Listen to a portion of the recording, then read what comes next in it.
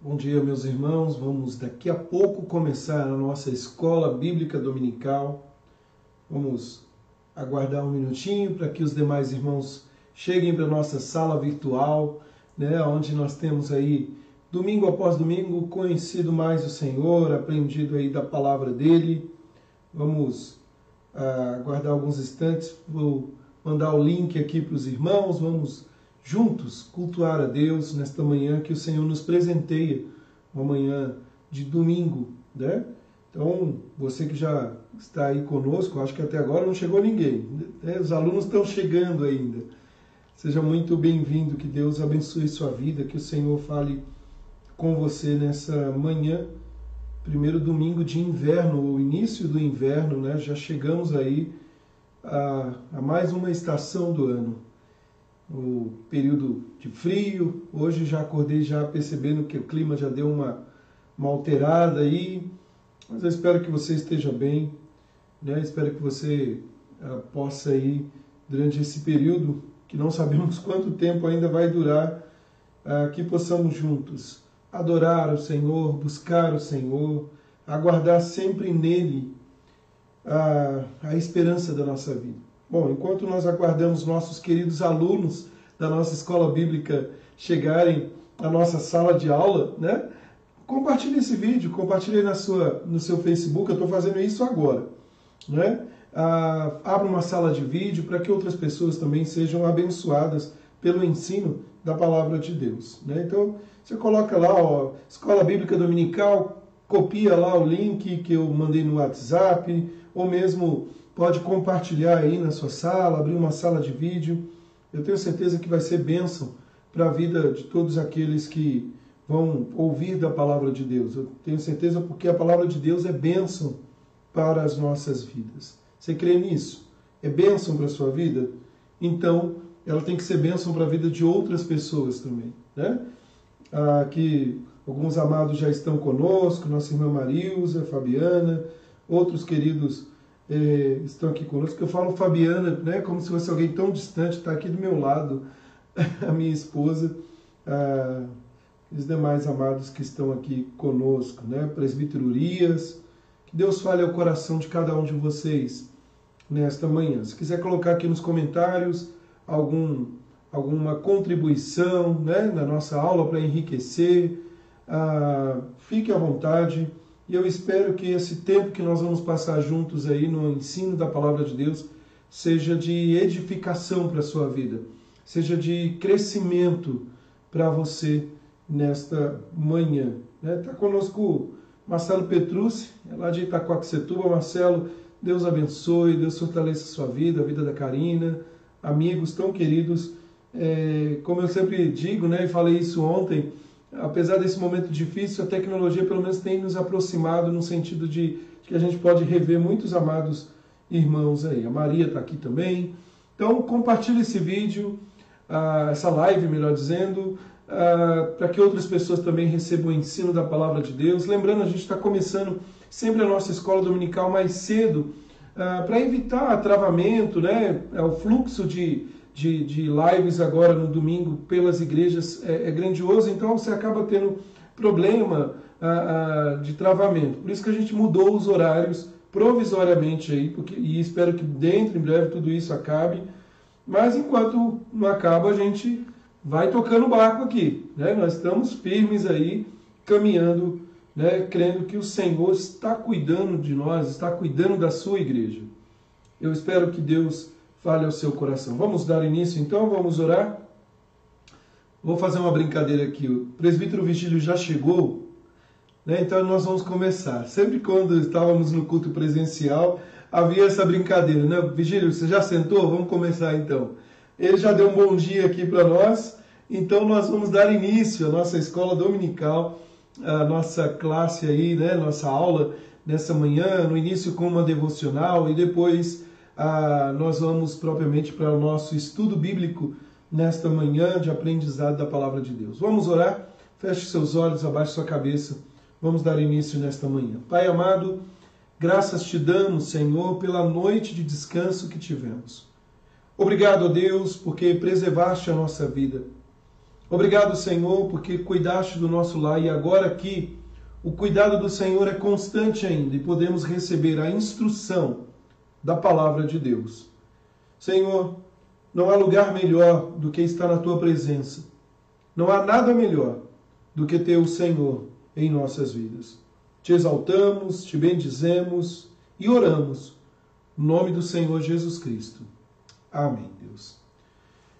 Queridos, para nossa instrução, nossa devocional nessa manhã de domingo, né? O inverno chegou aí.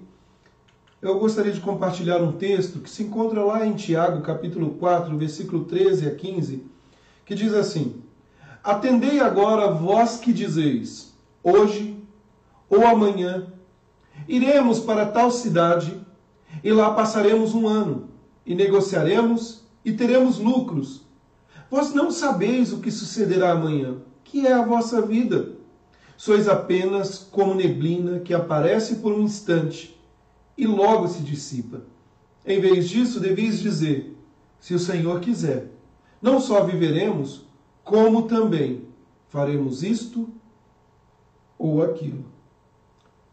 Sabe, eu ontem estava pensando até a tristeza, né? Ontem nós tivemos o enterro da nossa querida Vânia, né? Foi superintendente de escola dominical, foi professora na nossa igreja e de forma trágica nos deixou na sexta-feira passada. E ontem, depois do sepultamento dela, vindo no meio do caminho, ficava pensando sobre esse texto. O que é a vossa vida? Sois como apenas uma neblina que aparece por um instante e logo se dissipa, e assim somos nós, passageiros. Mas quando eu estava olhando para esse texto e refletindo sobre ele, o texto de Tiago, esse texto nos fala sobre a humildade em relação ao futuro, né? Se estende aí do verso 13 a 17. Eu fiquei imaginando o seguinte, falarmos da seguinte maneira: atendei agora vós que dizeis, agora em 2020 iremos para tal cidade, e em 2020 passaremos um tempo lá, e negociaremos, e teremos lucro. 2020 vai ser o ano, e aí colocamos no começo do ano algumas frases de efeito, e assim, não estou nem entrando no mérito da questão, não, 2020 eu vou fazer a diferença, vai ser o ano da diferença. 2020 eu vou casar, 2020 eu vou fazer isso, 2020 eu vou fazer aquilo. E aí, olha só o que aconteceu. Nós estamos confinados em casa, início do inverno, né, com muitas dificuldades, um número expressivo de mortos na nossa nação, a corrupção de forma endêmica, crescente, problemas de várias ordens. E o grande ponto que nós aprendemos com a falibilidade da vida, o grande ponto que nós aprendemos com tudo isso, é que nós não controlamos o destino das coisas. Nós devemos sim fazer planos, nós devemos sim almejar crescimento, mas nós não podemos desconsiderar o fato de que o Senhor é soberano. E que devemos, como o texto bíblico diz, se o Senhor quiser. Sabe, meus amados irmãos, é interessante que o autor aqui, o apóstolo Tiago, ele fala da brevidade da vida, ele mostra que a vida é transitória, que nós somos passageiros. Mas ele também aponta para uma grande realidade, a soberania de Deus. Se o Senhor quiser, é a vontade de Deus que determina todas as coisas. Isso é maravilhoso saber, meus amados, que a vontade de Deus, como diz lá em Romanos, é boa, perfeita e agradável, ela é soberana. E nós devemos aprender a descansar na vontade do Senhor. Nós precisamos aprender a dizer, Senhor, a tua vontade é soberana, e se o Senhor quiser, eu vou a tal lugar. Se o Senhor quiser, eu vou viver. Se o Senhor quiser, eu faço isso, eu faço aquilo. E nesta oração, é como que fazendo aquilo que Jesus faz, ou nos ensinou a fazer, seja feita, Senhor, a tua vontade. Seja feita a tua vontade. Meus amados, como vai ser o restante do praticamente próximo semestre porque estamos findando o primeiro semestre aí de 2020. Como vai ser o próximo semestre? Existem as estimativas, né? Ah, não, a escola não vai voltar esse ano. Não, vai voltar. Não, a igreja vai voltar no mês tal. Não, eu vou fazer isso, eu vou fazer aquilo. Olha, ao invés de pensarmos assim, eu não estou dizendo que você não deva fazer o seu planejamento, mas ao invés de simplesmente olhar e achar que podemos fazer alguma coisa no amanhã, devemos nos viver no hoje dizendo: Senhor, a minha vida é passageira. Nessa terra eu sou um peregrino. Minha vida é como uma neblina. Mas, Senhor, eu confio em Ti.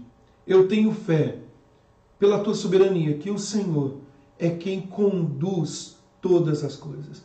É interessante nesse texto porque o apóstolo Tiago, ele condena a soberba do coração humano que se acha acima de todas as coisas e até mesmo de Deus. No versículo 16, ele diz assim: entretanto, ou seja, ele faz uma dobradiça mostrando o seguinte: vocês, ao invés de dizerem, se o Senhor quiser, nós não faremos, só viveremos, como faremos isso ou aquilo, mas vocês se alimentam, vos jactais nas vossas arrogantes pretensões. E é interessante, queridos, que ele diz: toda arrogância, essa é maligna, porque desconsidera o Senhor. E aí Tiago, ele destaca a conexão entre o conhecimento e a ação. Ao invés de estarmos só preocupados com o dia do amanhã, deveríamos fazer o bem, porque aquele que sabe que deve fazer o bem e não faz, nisto está pecando. Então veja, aqui no texto o que nós temos é o reconhecimento da nossa falibilidade, da nossa pequenez, melhor dizendo. Somos tão passageiros. Mas tem o reconhecimento da soberania de Deus que conduz todas as coisas. Os infortúnios para nós, das nossas vidas, mas o Senhor está conduzindo a história. Isso nos leva à confiança, à fé. Os verdadeiros filhos de Deus são aqueles que olham para o Senhor e reconhecem que a sua história não é um acaso, não está no caos, que a história da sua vida é conduzida pela mão operosa e soberana deste grande Deus. A sua vida é conduzida pelo Senhor? Você tem sido conduzido pelo Senhor? Você tem acordado dia após dia e ao invés de simplesmente reclamar, tem agradecido a Deus, porque apesar deste tempo difícil que nós estamos passando, Ele está conosco e Ele tem cuidado de nós. Nós vamos entoar um hino que é muito conhecido, com uma letra um pouquinho diferente aí, que fala sobre isso: as tuas mãos dirigem o meu destino, acasos para mim não haverá. Vamos entoar este hino, fazendo a nossa declaração de fé.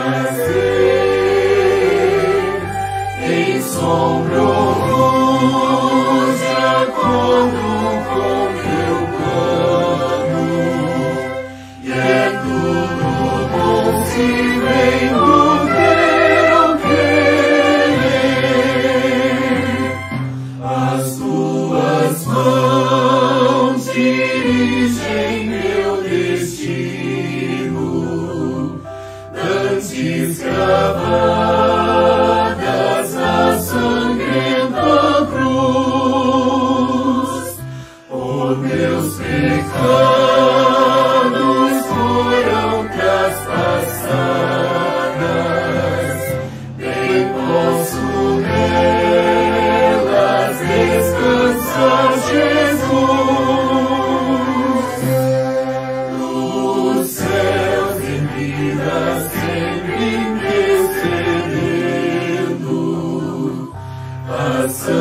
tuas mãos não pedirão em vão ao seu cuidado em plena confiança. Entrego a minha eterna salvação. As tuas mãos dirigem meu destino. O acaso para mim não haverá. O grande Pai vigia o meu caminho e sem motivo não me afligirá. Tenho no seu poder constante apoio, forte é seu braço, insonho seu amor, e em breve entrando na cidade eterna, eu louvarei meu Rei e Salvador.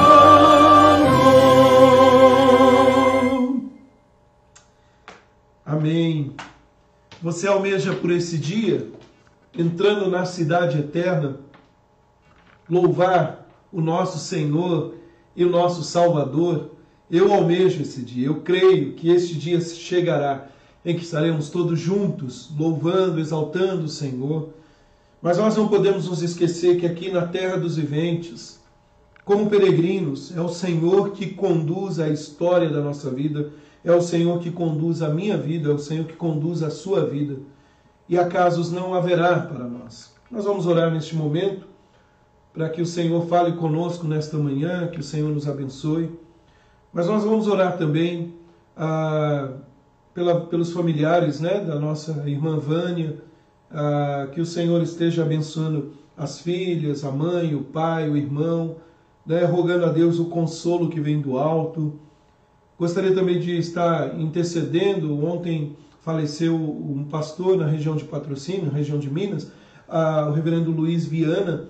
Ele era pai de um amigo meu que morreu em 2009, o pastor Rubem Viana, e ontem ele faleceu de Covid-19. Já é o terceiro pastor daquela região que veio a falecer por esses dias, né? Não todos de Covid-19, mas nesse espaço de tempo.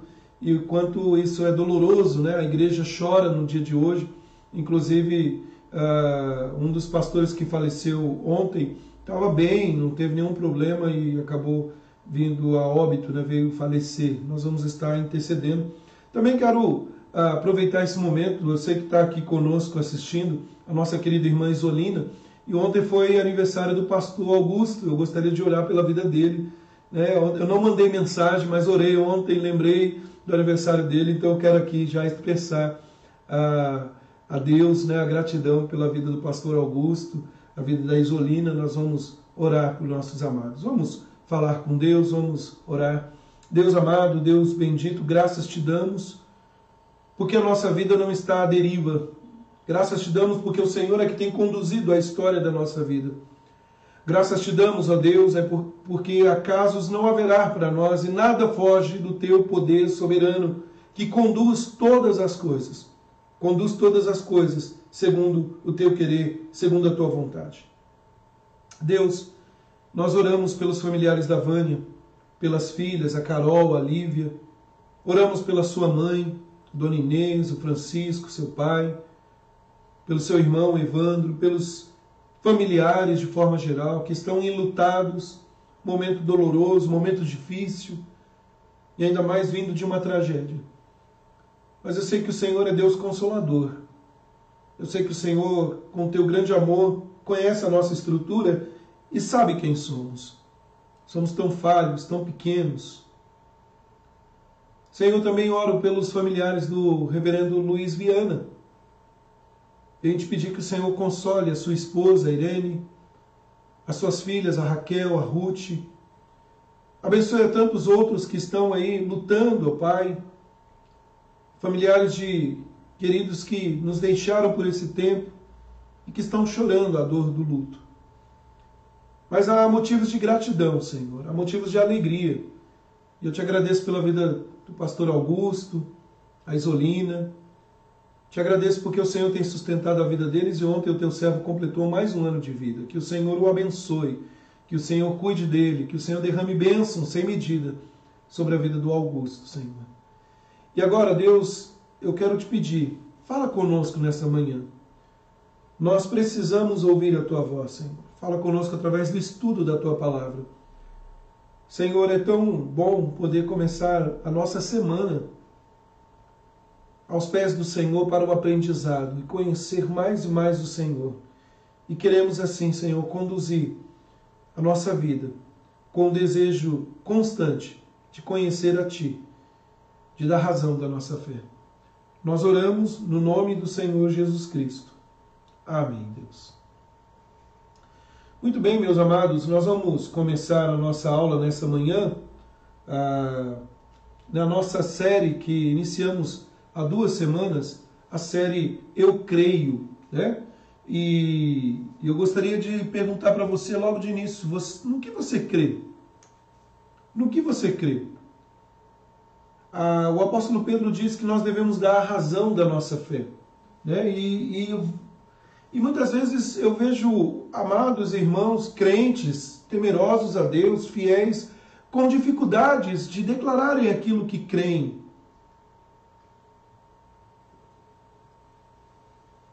Se cria certa barreira com relação ao estudo teológico, se cria certa barreira e afirmações errôneas dizendo até que teologia é coisa para pastor ou coisa para quem não tem nada para fazer, né, que tentou muita coisa nessa vida e foi estudar teologia, mas todo crente é um teólogo.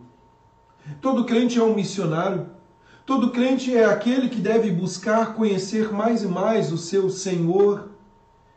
E o que é maravilhoso saber, meus amados, é que Deus se revela.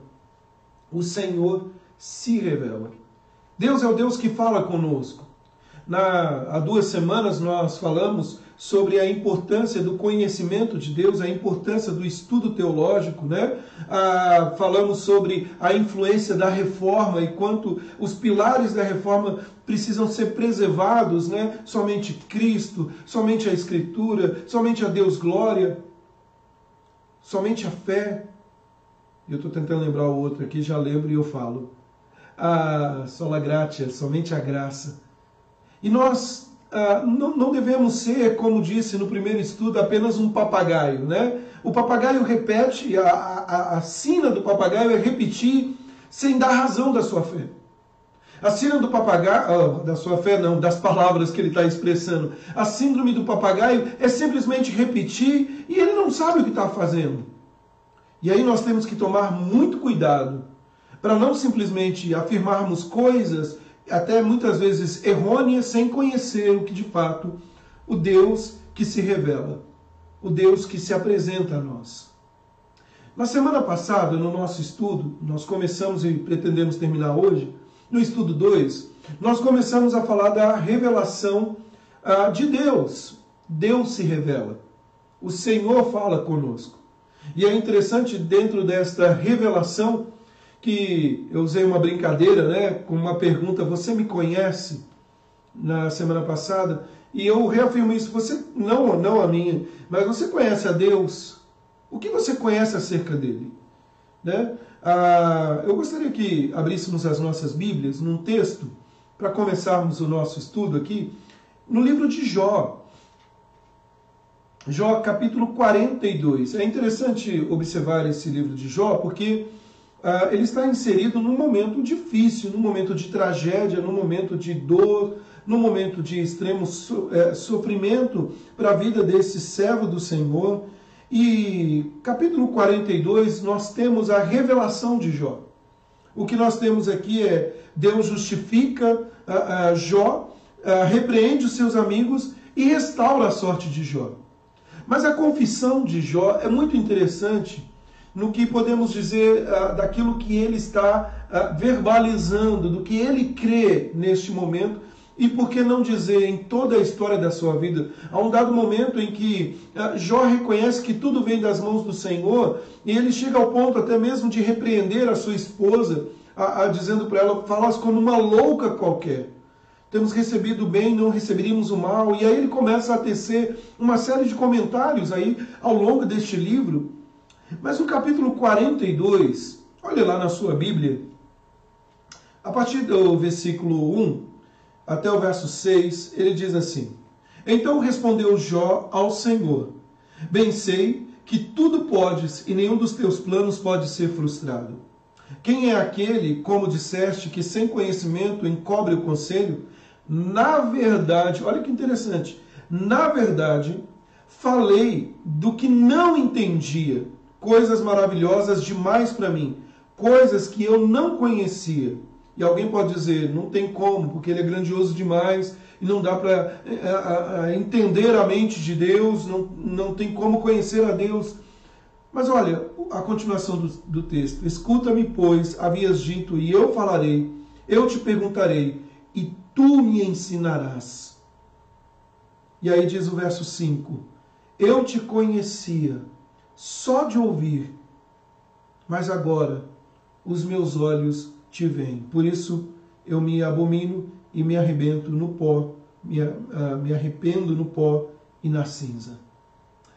Sabe, meus amados irmãos, o que eu olho para esse texto, uma simples confissão, se podemos assim dizer, né, de alguém que passou por tanta coisa e o Senhor restaurou a sorte dele e o Senhor cuidou, é uma revelação progressiva.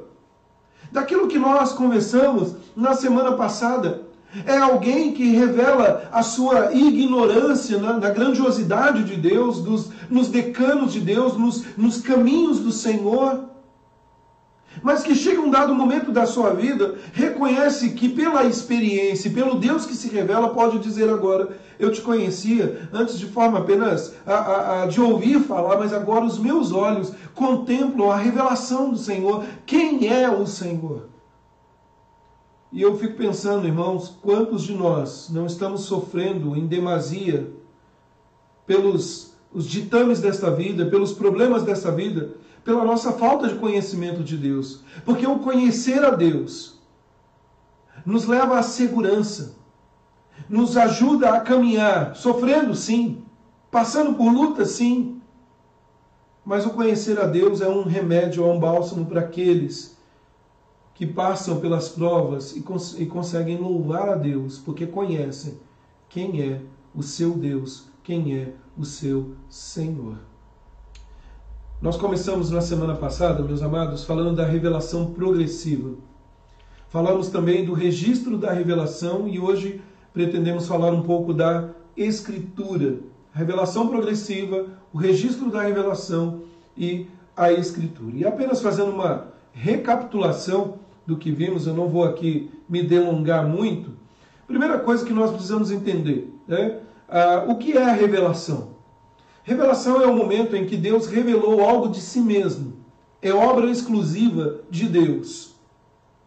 É importante dizer isso, né? Que às vezes as pessoas criam um monte de achômetros, quando na verdade deveriam ir na fonte e conhecer aquele que se revela. Não é eu acho, está escrito. E essa deve ser a grande expressão da vida do crente. Não é dizer eu acho que Deus está fazendo isso. É entender que está escrito. E porque está escrito, nós conduzimos a nossa vida.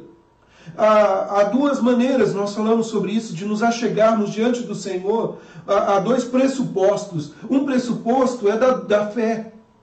É simplesmente crer naquilo que o Senhor trouxe a nós acerca de si mesmo. O outro pressuposto é o pressuposto da dúvida. O pressuposto da fé entende que a Escritura Sagrada ela é inspirada, ela é infalível, ela é inerrante em tudo que ela ensina. Ela é importantíssima para a minha vida. O pressuposto da fé, ele procura entender o ensino bíblico e se submeter a ele. E faz isso porque ele acredita que o ensino da palavra de Deus é normativo e verdadeiro. É como afirmamos e gostamos de afirmar, aí vem aquele perigo de simplesmente afirmar, né? É a nossa regra de fé e prática. Então esse é o pressuposto da fé. Nós nos achegamos diante da palavra de Deus não simplesmente com uma fé cega. Não, a Escritura, nós vimos isso, já deu provas suficientes da sua autoridade, tanto de forma interna quanto externa. A autoridade inata, ou seja, que advém dela, a autoridade externa por várias e várias questões da ciência, como também da arqueologia e outras ciências, né, que podemos dizer assim. Então, queridos, nós precisamos, em primeiro lugar, entender que Deus se revela e Deus está falando conosco. Se Deus não se revelasse, ele seria um desconhecido. E quando nós falamos da revelação, duas maneiras nós podemos destacar dentro dessa revelação, né? Que é a revelação especial e a revelação geral. Deixa eu só continuar aqui no slide, eu já falo dessas duas, né? Inspiração é a capacitação de Deus aos escritores para registrar com fidelidade o que ele revelou, o que Deus revelou. Então, quando nós olhamos para a Bíblia, nós temos aí homens, como diz o apóstolo Pedro, homens santos, separados por Deus, inspirados por ele, né? A ideia da inspiração, nós falamos sobre isso, não é uma inspiração mecânica, mas ela é dinâmica, ela é orgânica, ou seja, estes homens não entraram em um transe, saíram fora de si, começaram a como que psicografar o texto sagrado. Não. Estes homens, dentro da sua condição, total condição, receberam da parte de Deus a revelação e registraram tudo aquilo o que nós precisávamos ouvir. E como que aconteceu isso? Qual foi o processo? Ao longo da história, nós entendemos pela palavra de Deus, esses 66 livros, 40 homens inspirados por Deus. Ao longo de 1500 anos, nós temos esta revelação. E tudo isso aconteceu com um propósito e de forma progressiva. Agora, no ponto que eu havia falado, né, a revelação se faz de duas maneiras. A revelação especial é o ato divino pelo qual Deus se torna conhecido de forma redentora ao homem decaído. É importantíssimo entender que sem essa revelação, Deus seria eternamente escondido, Deus seria eternamente um estranho, e não haveria a mínima condição de sermos salvos sem a revelação de Deus. Porque ao afirmar eu creio em Jesus Cristo, eu estou afirmando eu creio em Deus. E nós precisamos entender quem é Jesus, da razão da nossa fé e caminhar naquilo que cremos. Sabe, meus amados irmãos, então a revelação especial é entender que vem do alto. Não é meramente uma revelação onde nós podemos, pelo nosso conhecimento intelectual e por alguns achômetros da vida, conhecer a Deus. Na verdade, o apóstolo Paulo, fazendo eco, né, que nas palavras do Salmo 14, ele diz, não há quem entenda, não há quem busque a Deus. Pela a nossa ação natural decaída, nós nos escondemos de Deus, nós nos afastamos de Deus. Após o pecado, o homem foge de Deus. E o que é maravilhoso é que a revelação especial, ela vai ao encontro do homem. É Deus indo ao nosso encontro. É Deus se revelando. É maravilhoso perceber isso, que não somos nós que buscamos a revelação especial. Nós podemos sim buscar o crescimento, uma vez despertados pelo Senhor, rogar, ilumina a nossa mente. Senhor, eu quero conhecer mais a Ti. Mas antes da redenção, nós vivemos apenas escondidos, fugitivos do Senhor. A revelação geral, queridos, por sua vez, é também chamada de revelação natural. Essa revelação natural, ela diz respeito à revelação que Deus faz de si mesmo e que pode ser vista na natureza, no universo, na obra da criação. É contemplar a Deus em tudo que Ele fez. E Deus conduz tanto a criação quanto a história. E perceber que tudo isso, né, o ato criacional e a providência aponta para um Deus. Né? Chegamos no inverno, há frio, há calor, há as estações do ano, nós vemos as coisas caminhando de uma forma, né, e a criação, e você contempla a beleza de tudo isso, a variedade, as cores, os odores, os sabores. E aí o homem olha para tudo isso e eles então reconhecem, né, que o propósito dessa revelação não é redentivo, mas ele reconhece que grande Deus. A revelação geral demonstra a glória do Deus Criador. Que grande Deus! Salmo 19, ele diz assim, os céus proclamam a glória de Deus.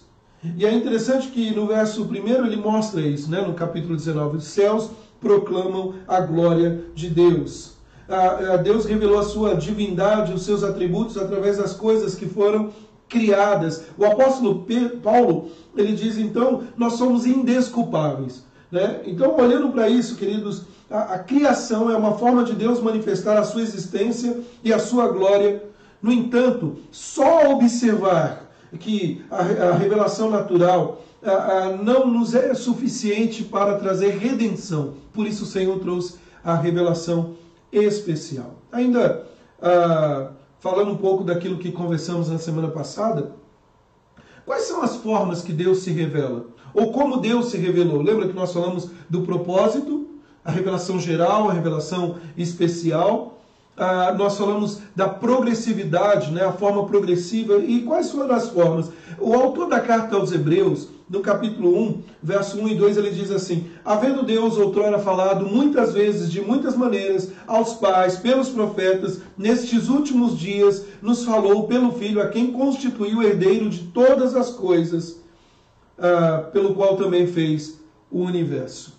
Sabe, meus amados irmãos, a revelação, nós destacamos que ao longo do tempo, de forma progressiva, nós temos a revelação por teofania.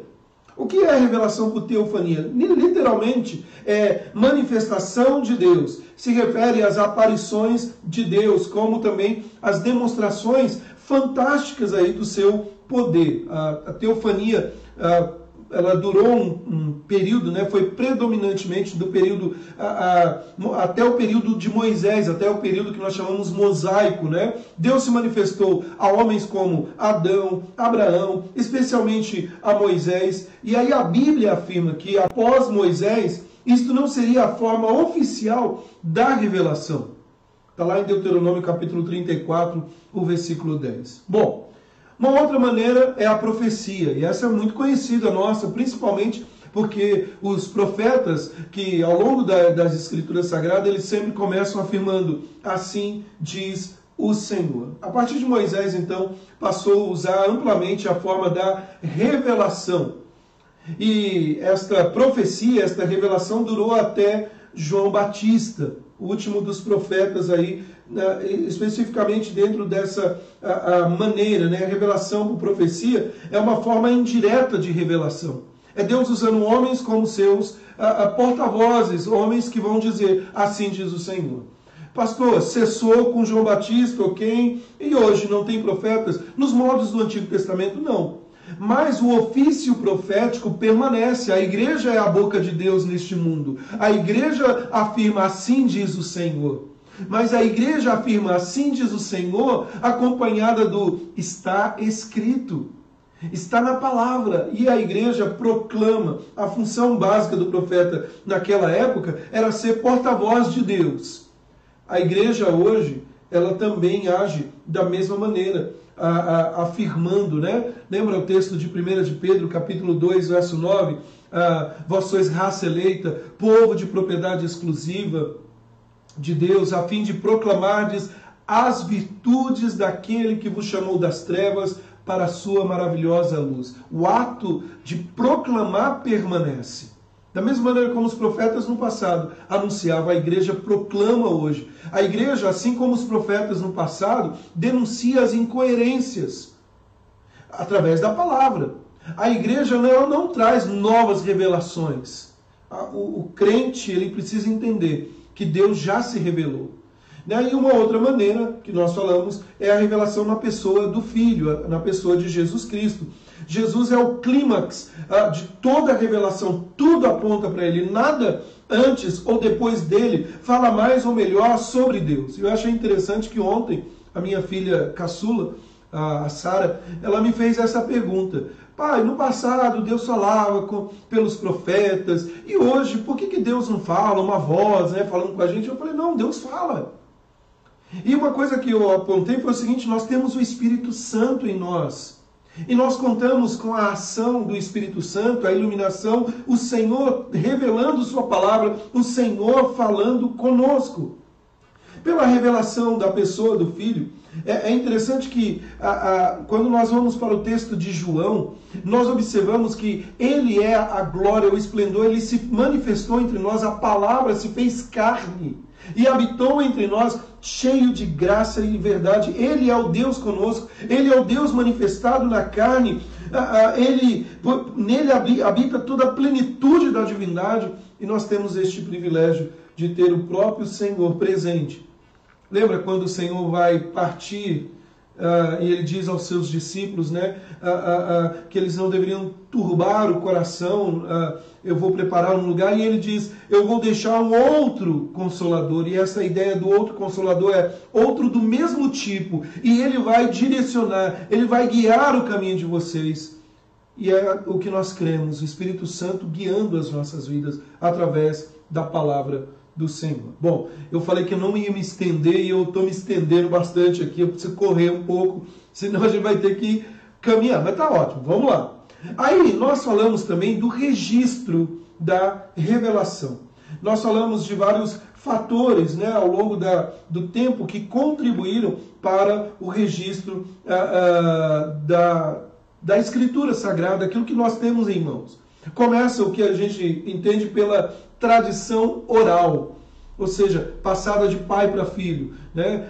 Tudo que nós conhecemos por aquilo que Moisés escreveu do Pentateuco, né, os 5 primeiros livros, é possível que tudo isso tenha vindo e ao longo do tempo, Adão passando para o seu filho, contando os fatos, como ocorreu, e a história sendo contada de forma oral. E nós temos também a tradição escrita. Então, só fazendo uma distinção, a tradição oral mostra que os eventos antigos e o registro inspirado veio por ter tido aí um papel muito importante antes da invenção da escrita. Por isso, de forma oral. Já a tradição escrita, ela veio, né, sabe-se que muitos escritos do Antigo Testamento, ou antigos, melhor dizendo, eles não são bíblicos, né, mas têm uma grande consideração, um grande valor histórico. E aí, nós vimos algumas evidências bíblicas da inspiração, há teorias, né, da inspiração, por exemplo, inspiração mecânica. O que é inspiração mecânica? É uma espécie de ditado divino. Né? Dessa forma é como que Deus tivesse ditado literalmente as palavras que foram registradas e eles simplesmente eram copistas, os escritores, dentro dessa teoria da inspiração mecânica. A inspiração mental é a teoria praticamente que é o oposto da inspiração mecânica, né?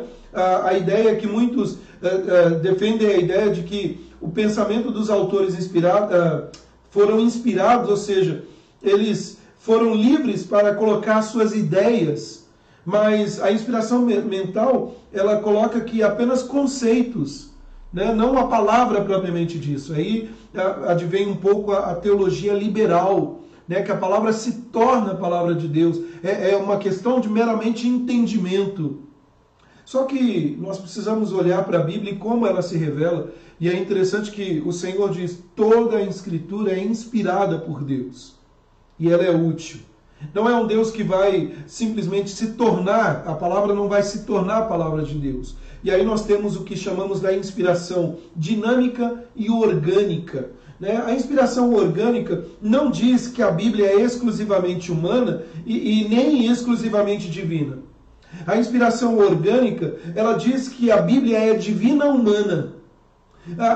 O Espírito Santo usou homens como organismos vivos e não como meras máquinas, como robozinho. E Deus não ditou as palavras para serem escritas e nem simplesmente os homens tiveram elevações, como entrando num transe, que eu disse agora há pouco, para registrar a Escritura. Mas de que maneira deu isso, pastor?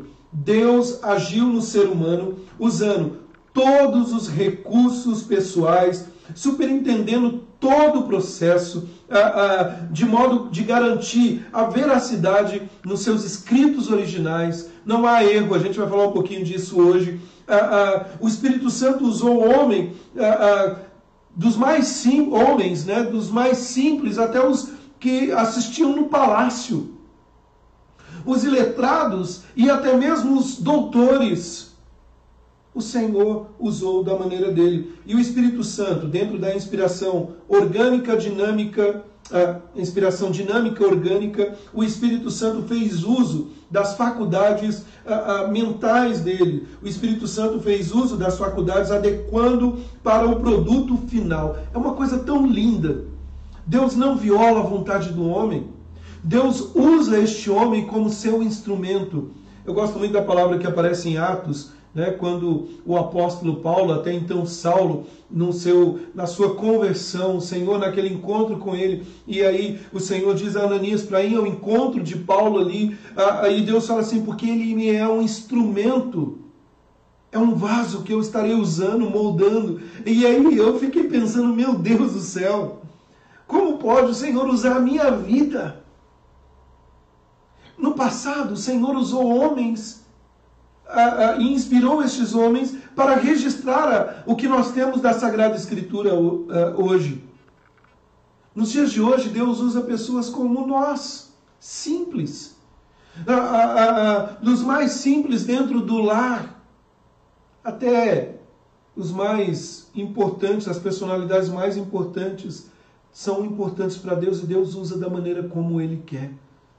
Então, feito esta curva, né, se você perdeu a aula da semana passada, foi tudo isso que nós falamos, nós chegamos então na nossa terceira parte. Apenas uma menção aqui, a revelação e a inspiração, esses dois atos fazem parte do processo de Deus se revelar. Deus está falando conosco, Deus está se revelando e Ele se revela. E quando eu falo está se revelando, eu não estou te dizendo de trazer coisas novas fora da Escritura, mas trazer um novo dentro da Escritura.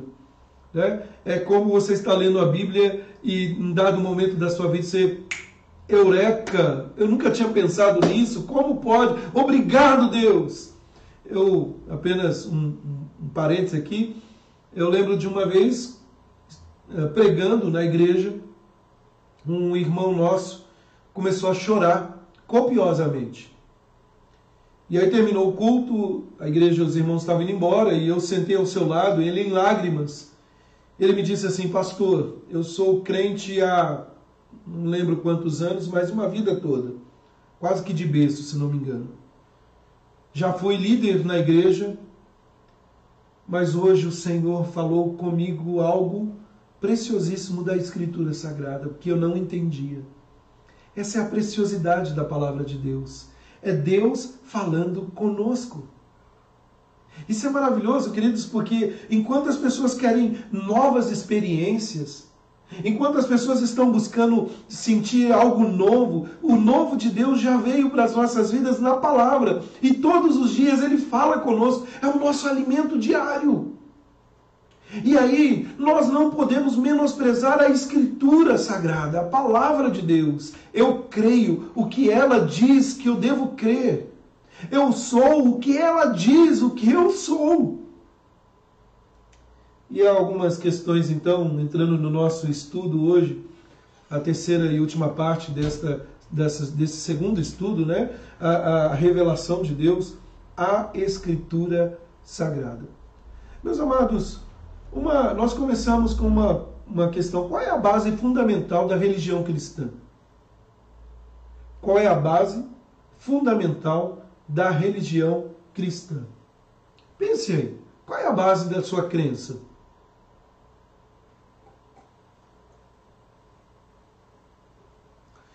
Eu faço essa pergunta porque essa pergunta ela é essencial. Para muitos, a base fundamental da religião é a tradição ou a estrutura eclesiástica. Para muitos, colocam como que a estrutura eclesiástica, a tradição, acima da Escritura, acima da revelação bíblica. Para outros, é a história, é o legado histórico. Mas a base fundamental do cristianismo só pode ser a Escritura. Só a Escritura, somente a Escritura. Então não é a tradição, o legado histórico, a ordem eclesiástica e depois a Escritura. Não, é o contrário. É a Escritura, a palavra, a revelação de Deus e a nossa estrutura histórica. Então a base da nossa crença não é simplesmente dizer é pela história, mas é dizer está escrito. Essa é a base da nossa história. Sabe, queridos, sem a Bíblia, sem a Escritura Sagrada, sequer haveria cristianismo.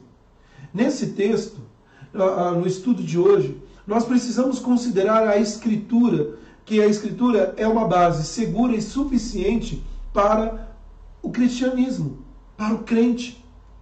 E eu começo fazendo uma citação de João Calvino, o reformador, e ele diz o seguinte: mas não é todo dia que se recebe os oráculos dos céus, e o Senhor quis que somente a Escritura conservasse a perpétua memória da sua verdade, não tendo outro direito de que os fiéis reconheçam sua plena autoridade, senão porque fluiu dos céus, ouvindo-se nela a voz viva do próprio Deus. Está lá no livro As Institutas de Calvino, né, As Institutas da Religião Cristã, no livro 7º, e no capítulo 7º, melhor, do livro 1.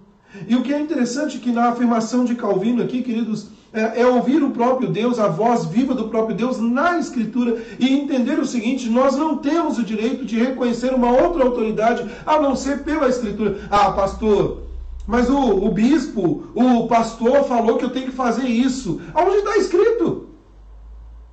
E esse é o grande ponto que nós devemos tomar muito cuidado. Onde está escrito? Ah, Deus mandou te dizer tal coisa. Aonde? É por isso que nós temos as heresias, é por isso que nós temos grandes problemas nos nossos dias, aonde, meus amados, muitas e muitas pessoas estão desconsiderando a revelação divina, a palavra de Deus. Sabe, eu fico vendo e eu tenho que tomar muito cuidado, né?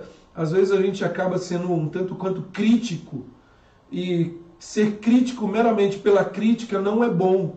O bom é ser crítico para crescimento. Primeiro a autocrítica e depois ao redor para mudar algumas situações. E às vezes eu vejo alguns escritos ou mesmo afirmações de líderes religiosos que me deixam um tanto quanto triste perceber que as pessoas estão cegas. Cegas porque não têm buscado a palavra de Deus. Ah, mas quer dizer que vocês da igreja presbiteriana são os donos da verdade? Não, nós não somos o dono da verdade. O dono da verdade é Deus. Só há uma verdade, é o Senhor. E Ele se revela através da Escritura.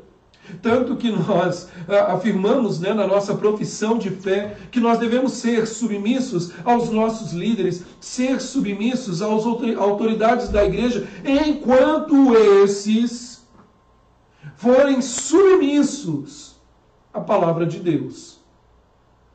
Então, a submissão do crente aos seus líderes, pastores, como presbíteros, docentes e regentes, aos diáconos, é uma submissão que advém da Escritura Sagrada. Nós não fazemos uma submissão cega.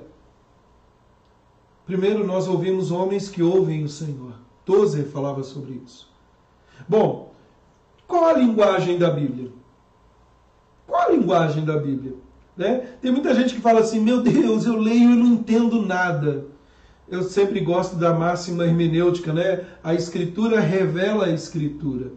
Qual é a linguagem da Bíblia? A Bíblia foi escrita ao longo desses 1500 anos, né? Ao longo da sua história, em três línguas que são aí destacadas. Eu coloquei apenas um exemplo para nós: o aramaico, o hebraico e o grego, né? O aramaico, o hebraico e o grego. O aramaico é uma língua que nós poderíamos dizer uma língua morta, apenas alguma parte, principalmente no início que nós temos aí o aramaico. O hebraico e o grego, nós temos a extensão quase toda do Antigo Testamento no hebraico, né? Eu digo porque partes ali no aramaico, e o Novo Testamento no grego.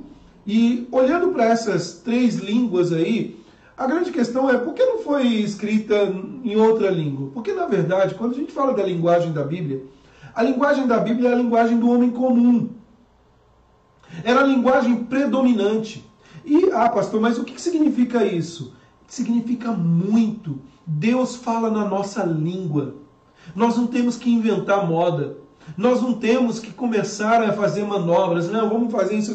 Não, na língua do povo. É para o pessoal entender. Deus se faz presente. Ele quer que você entenda com a sua capacidade. E uma das coisas mais belas na Reforma Protestante que Lutero fez foi traduzir a Escritura no vernáculo do povo, na língua do povo. E isso é maravilhoso. Imagine você, até então, pegar um livro sagrado, a palavra de Deus, nas suas mãos, e está escrito em grego. Eu tive o privilégio no seminário de fazer um pouco de grego, um pouco de hebraico, mas eu posso dizer, se eu pegar o texto e falar, misericórdia, eu só vou identificar algumas palavrinhas ali e vou precisar de um léxico do lado, um dicionário do outro. É muito sacrificante, ou numa outra língua, no inglês, no alemão, né? Talvez se você tem o domínio da língua, ok. Mas o que Lutero fez? A revelação é para todos. E nós precisamos trazer a palavra para a linguagem do homem comum, na linguagem do povo. E que coisa linda, meus irmãos, porque até mesmo uma criança alfabetizada, ela tem condição de abrir a Bíblia e ler por si só. E sabe o que é maravilhoso? Dentro da sua capacidade mental, Deus se revela para ela. E Deus fala para essa criança. Ontem nós tivemos uma palestra, né, um bate-papo para os pais, e uma das coisas que eu falei nesse bate-papo foi o seguinte: nós nos comprometemos na nossa responsabilidade de batizando os nossos filhos, de educá-los no caminho do Senhor, e dentro daquele voto, daquele compromisso que nós assumimos, uma das coisas é ensinar os nossos filhos a ler e escrever, no caso ler, para que ele possa por si só ler a Sagrada Escritura.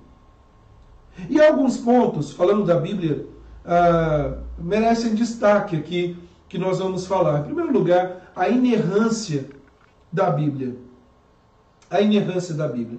Quando se fala que a Bíblia é inerrante, se quer dizer que em tudo que a Bíblia ensina, seja religioso, moral, social, físico, ela é absolutamente verdadeira e livre de erros. Vamos ver um texto bíblico? Salmo 119, o verso 142. Salmo de número 119, o verso 142. A palavra do Senhor nos diz assim: ouve, Senhor, a minha voz, segundo a tua bondade, vivifica-me segundo os teus juízos. Veja que o salmista ele diz: traz vida segundo o teu preceito, segundo a tua vontade. Agora, olha o verso 160. As tuas palavras são em tudo verdade, desde o princípio, e cada um dos teus juízos dura para sempre. Meus amados, quando nós olhamos para a inerrância da Bíblia, não significa que a Escritura diga toda a verdade sobre tudo que ensina, mas que tudo que ensina, tudo que a Bíblia diz é a verdade. Então, primeiro, a Bíblia é verdadeira e livre de erros. E alguém pode dizer assim, mas tem umas contradições, uma palavra diferente da outra, alguma coisa que diz assim, uma outra coisa que diz assim. Quando nós falamos que a Bíblia é verdadeira e é livre de erros, nós estamos dizendo que nos seus autógrafos originais, ou seja, no texto original, em que o Senhor revelou naquele processo. Há uma máxima na tradução que diz o seguinte: traduziu, perdeu. Qualquer texto que você vai traduzir de uma língua para outra língua, você perde a força. E é por isso que nós temos a preocupação, dentro de, assim como outras igrejas sérias, de estudar o texto original, no hebraico, no grego, olhando para aquela palavra, o que o Senhor quer dizer, porque na tradução você pode perder, mas ela é livre de erros. Sabe, queridos, nós precisamos acreditar que ela fala a verdade, e é a verdade que nos liberta, e por isso o Senhor, que é a palavra viva, Ele é a verdade. Então, a Bíblia não diz toda a verdade sobre tudo que ensina, mas em tudo que ensina, ela diz a verdade. exemplificando aí, o que eu estou dizendo é o seguinte: a Bíblia não falou de Facebook.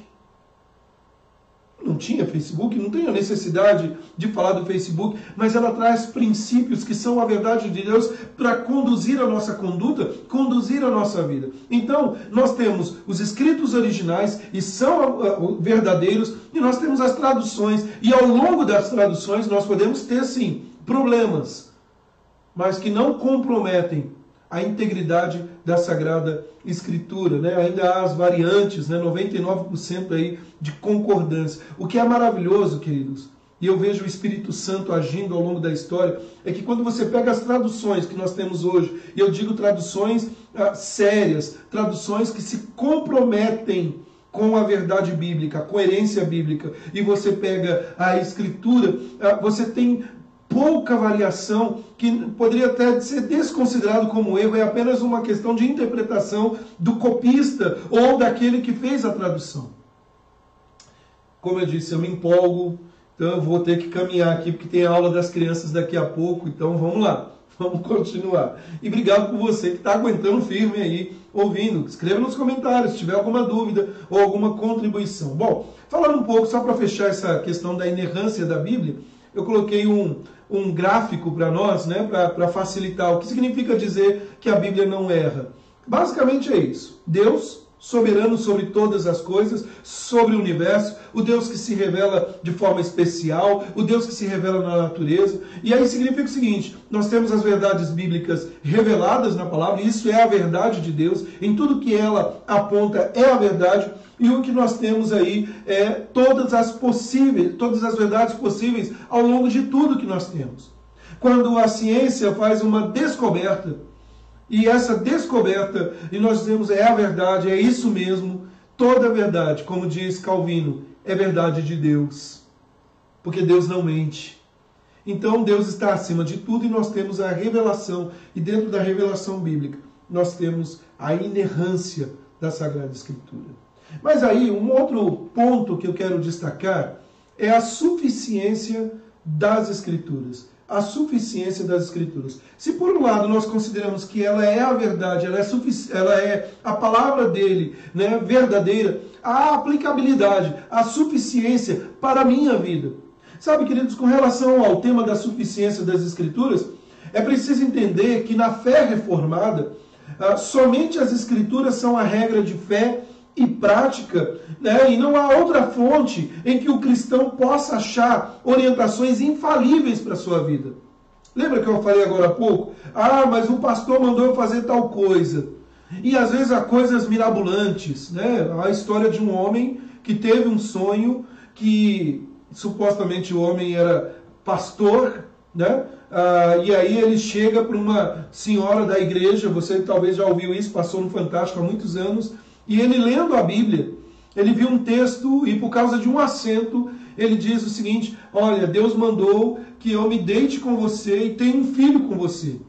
E o pior é que o marido daquela esposa aceitou isso.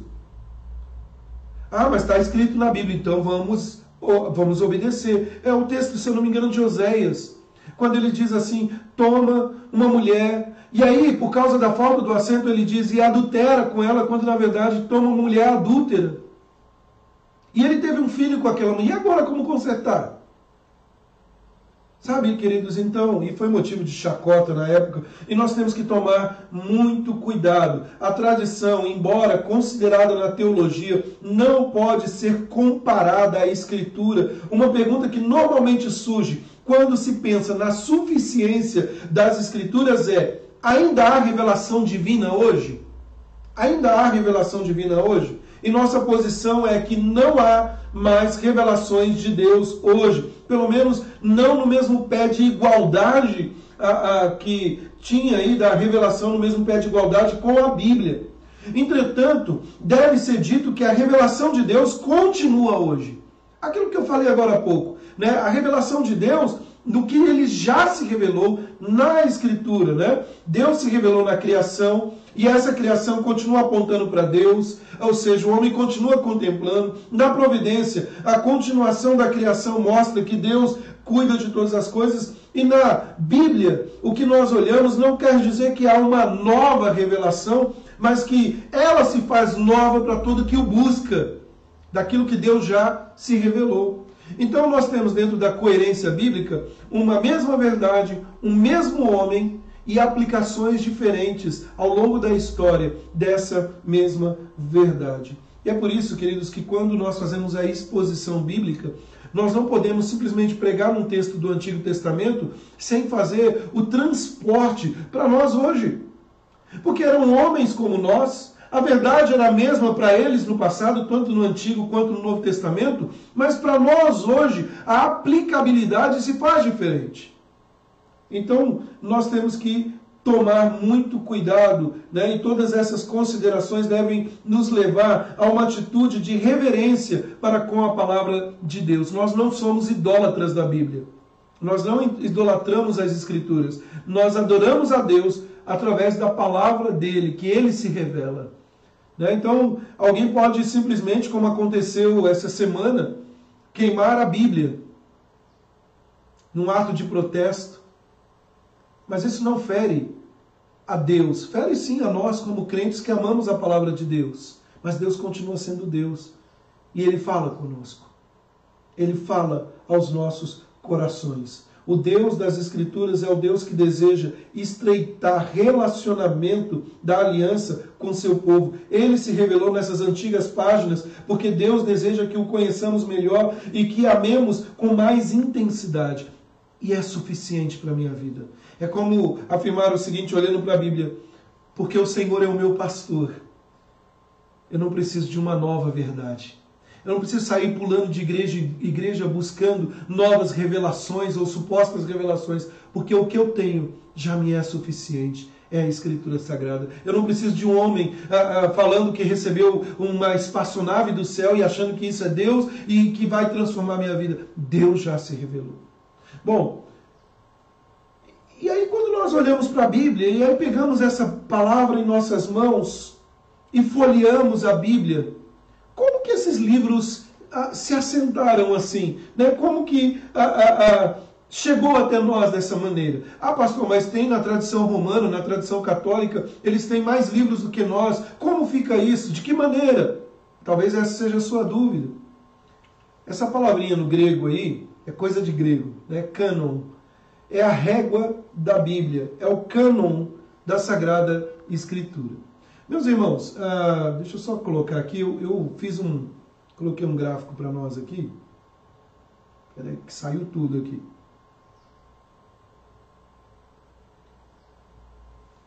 O cânon da Sagrada Escritura. Eu coloquei aqui um gráfico para facilitar o entendimento dos amados aí. Olha só, cânon, a palavrinha grega lá, significa literalmente medida, régua, tá? Então, cânon significa literalmente medida, regra. E se refere aos livros estabelecidos para fazer parte da Escritura. Provavelmente seja uma palavra derivada do hebraico, kener, que significa cana ou vara, né, de medir. Antigamente não tinha a famosa fita que nós temos hoje, né, para medir as réguas modernas que nós temos hoje. Não, era feito dessa maneira, né? A maneira da medição. Os antigos faziam isso, né? Eu mesmo já fiz isso, não sou tão antigo assim. Pegar um cabo de vassoura, já fez isso? Então você é tão antigo quanto eu, né? Aí você pega um cabo de vassoura e não tem uma trena e você fala assim, eu vou medir aquela parede. E aí você pega ali, ou os palmos, né? A ideia do cânon aí era uma vara de medir, né? Essa palavra, ela tomou um significado metafórico. É a ideia de uma regra, de guiar aí, né? E aí se tornou um padrão, um limite. O apóstolo Paulo em 2 Coríntios, capítulo 10, versículo 13, deixa eu ver se eu transcrevi aqui. Não. 2 Coríntios, abra lá se você puder. Nós já estamos caminhando para o fim do nosso estudo nessa manhã, queridos. 2 Coríntios, capítulo 10, versículo 13. Olha o que o apóstolo Paulo nos diz. 10, verso 13. Diz assim: Nós, porém, não nos gloriaremos sem cânon, sem medida, mas respeitamos o limite da esfera de ação que Deus nos demarcou e que se estende até nós. É interessante que o apóstolo Paulo, ele diz que respeitava os limites da esfera da ação de Deus e da esfera que Deus havia demarcado. E essa esfera de ação no grego é kanonos, que vem da raiz canon ou canon. Sabe, queridos, isso traz o sentido, no sentido teológico, no sentido de delimitação ou no aspecto normativo. Então, os livros canônicos são livros inspirados e autorais, onde o Senhor trouxe para nós, através do Espírito Santo, conduzindo a história até chegar a nós. Então, nesse gráfico eu mostrei aí para os irmãos, né, dentro dessa régua aí, os escritos, o reconhecimento da autoridade. Quem que escolheu? Né? Por que foram colocados assim? Porque o Senhor conduziu e há uma coerência entre eles. Eles não se contradizem, na verdade eles se complementam. Né? Quem tem autoridade para determinar qual escrito é e qual não é inspirado? A inspiração determina o cânon. O Antigo Testamento, 455 anos ali, fechado. O Novo Testamento fechou no ano 90 depois de Cristo. E aí, queridos, a inspiração é a única garantia da canonicidade do texto. Essa é a grande pressuposição dos conservadores. É o Espírito Santo que guia. Se nós cremos na Escritura e cremos que ela é parte da revelação de Deus, nós cremos que ela é a grande coleção, né? É o compêndio aí da revelação redentiva. Então, para que cheguemos nesse cânon aí, o cânon, nós precisamos necessariamente depender da inspiração divina, né? Um escritor disse o seguinte: a inspiração é o meio pelo qual a Bíblia recebeu sua autoridade. A canonização é o processo pelo qual a Bíblia recebeu a sua aceitação definitiva. Um outro gráfico aqui para nós, para facilitar. Então, o que nós temos ao longo do tempo, né? Nós temos os livros inspirados através da ação do Espírito Santo, conservando, usando homens, aí o que são os livros inspirados da parte de Deus.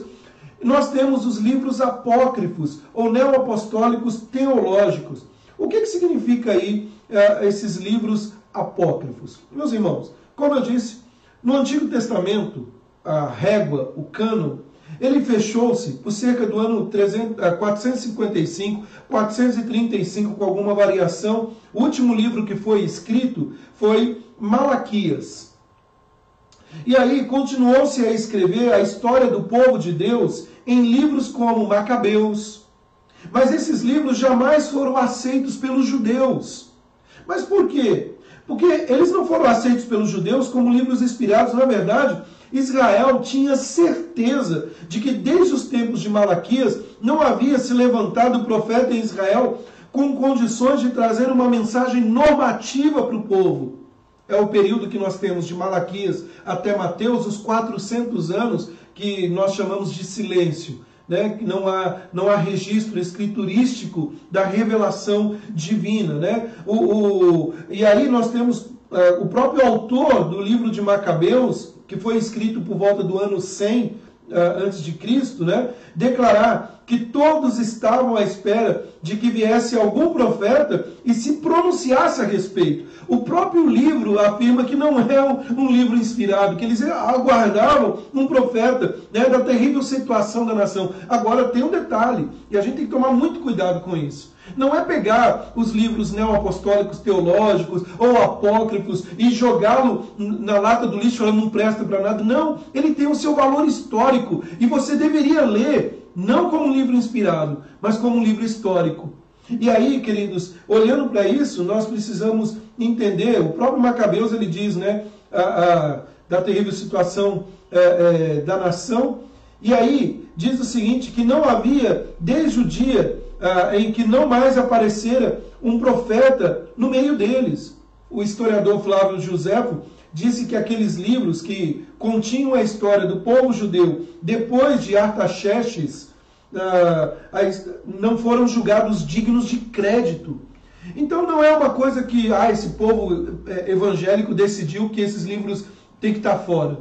Isso veio ao longo do tempo. Uma das grandes questões dos livros apócrifos é que eles, em alguma medida, eles se contradizem com o escrito sagrado, com o texto sagrado, e eles não estão em coerência com este cânon, com esta régua. Então, os apócrifos, eles só aparecem aí na Vulgata Latina por volta do ano 404 depois de Cristo. Ainda falando um pouco também no Novo Testamento, né?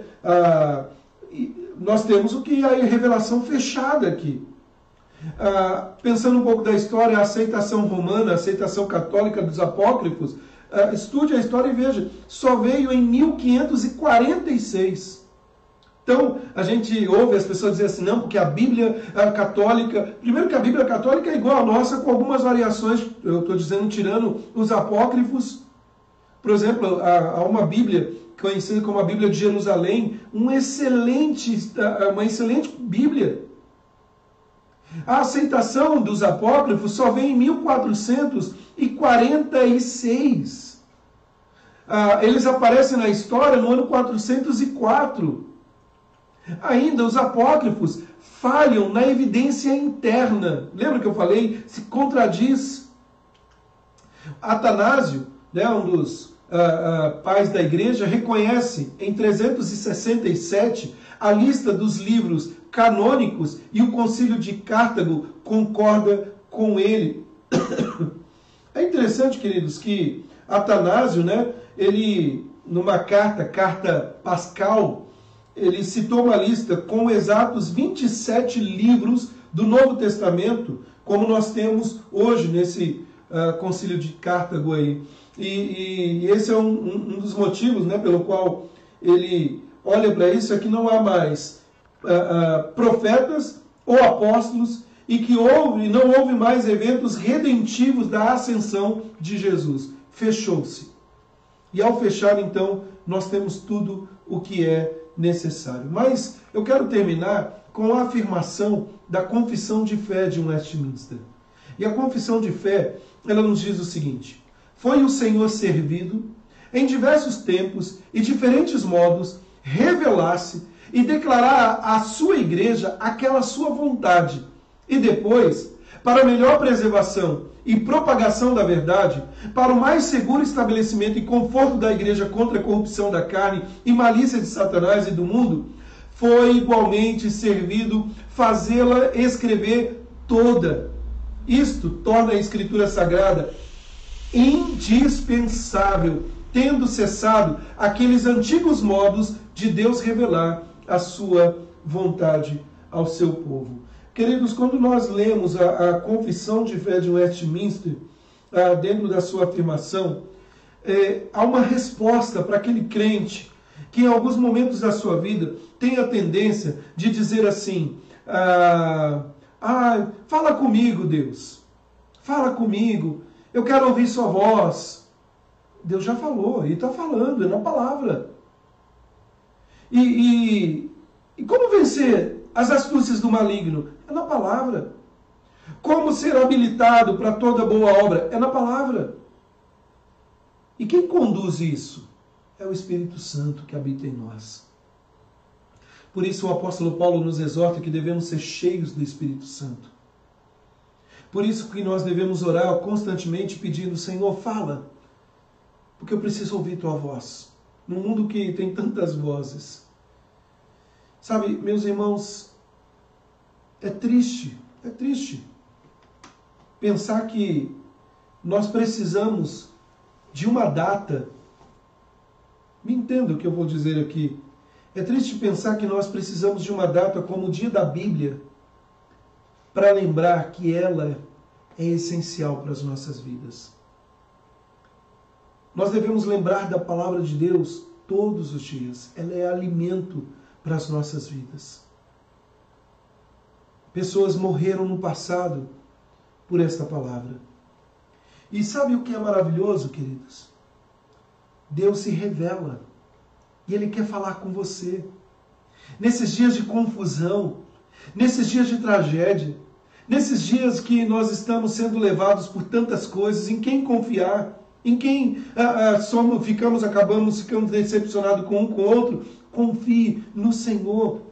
Ele fala conosco, Ele fala ao nosso coração. Ele fala com você? Você tem apreço à palavra? Então ame o Senhor e a sua palavra. E que Deus nos abençoe. Ele se revelou a nós. E eu creio, dessa maneira, Deus fala comigo. Está escrito. E como Jesus disse, nem só de pão viverá o homem, mas de toda a palavra que procede. Da onde? Da boca de Deus. Vamos orar? Senhor nosso Deus e Pai, Deus Santo, obrigado por esta manhã instrutiva para as nossas vidas, manhã de edificação, manhã de crescimento na Tua Palavra, manhã em que temos a oportunidade de ouvir um pouco mais ao Senhor. Senhor, pedimos que o Senhor derrame da Tua graça e do Teu poder sobre nossas vidas e que nos ajude na nossa caminhada de fé, conhecendo e sendo conhecido do Senhor. Abençoa a Tua igreja, que logo mais à noite possamos com todo entusiasmo, com toda alegria, cultuar ao Senhor. Fale com as nossas crianças e nossos adolescentes agora, as próximas aulas. Nos abençoe. Nós oramos em nome do Senhor Jesus Cristo. Amém, Deus. Queridos, nós então chegamos aí ao final dessa nossa aula. Eu espero que o Senhor tenha falado ao seu coração nessa manhã. Como eu disse na semana passada, essas primeiras lições são lições um pouco mais densas, né?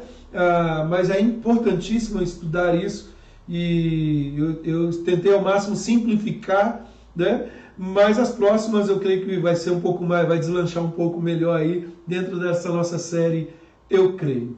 Você que é pai dos filhos pequenos, daqui a 5 minutinhos, aqui mesmo no Facebook, nós vamos começar a aula para as crianças. Hoje, de uma forma especial, eu vou dar aula para elas. Olha só, então, não menosprezando os demais irmãos, mas é um privilégio, né, poder falar com as crianças. E para mim é um desafio.